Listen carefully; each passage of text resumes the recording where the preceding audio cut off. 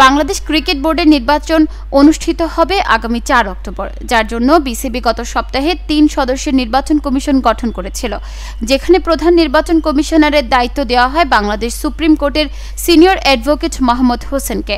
আজ ঘোষণা করা হয়েছে আসন্ন নির্বাচনের তফসিল, যেখানে মনোনয়ন সংগ্রহ ও জমা দেওয়ার সময়সূচি উল্লেখ করা হয়েছে।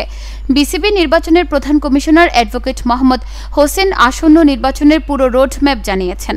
নির্বাচনের আনুষ্ঠানিক কার্যক্রম শুরু হবে আগামী 20 সেপ্টেম্বর থেকে। এরপর পর্যায়ক্রমে ভোটার তালিকা প্রকাশ, মনোনয়ন বিতরণ, জমা, যাচাই বাছাই, চূড়ান্তকরণ, নির্বাচন ও ফলাফলের দিনক্ষণ অনুসরণ করা হবে।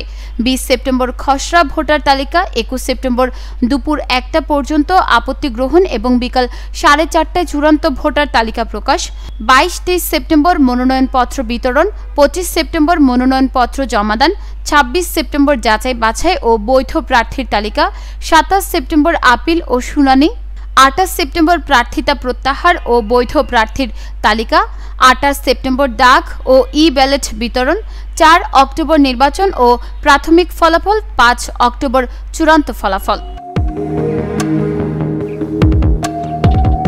এদিকে বিসিবির পরিচালনা পর্ষদ গঠিত হবে কাউন্সিলরদের ভোটের মাধ্যমে। বিসিবির গঠনতন্ত্রে 171 জন কাউন্সিলর 76 জনই ঢাকার ক্লাব থেকে আসেন, আবার বোর্ডের 25 সদস্যের মধ্যে 12 জন আসেন ক্লাব ক্রিকেট থেকে। বিভাগীয় ও আঞ্চলিক পর্যায় থেকে আসেন 10 জন।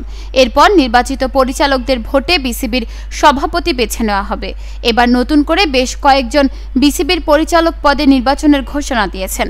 এর মধ্যে তামিম ইকবাল এবং বর্তমান সভাপতি আমিনুল ইসলাম বুলবুল হেভিওয়েট প্রার্থী। বিসিবির সভাপতি পদেও তারা লড়বেন বলে শোনা যাচ্ছে। এছাড়া তাদের সঙ্গে প্রতিদ্বন্দ্বিতা করতে পারেন সাবেক সভাপতি ফারুক আহমেদও। নিউজ ডেস্ক, চট্টগ্রাম সময়।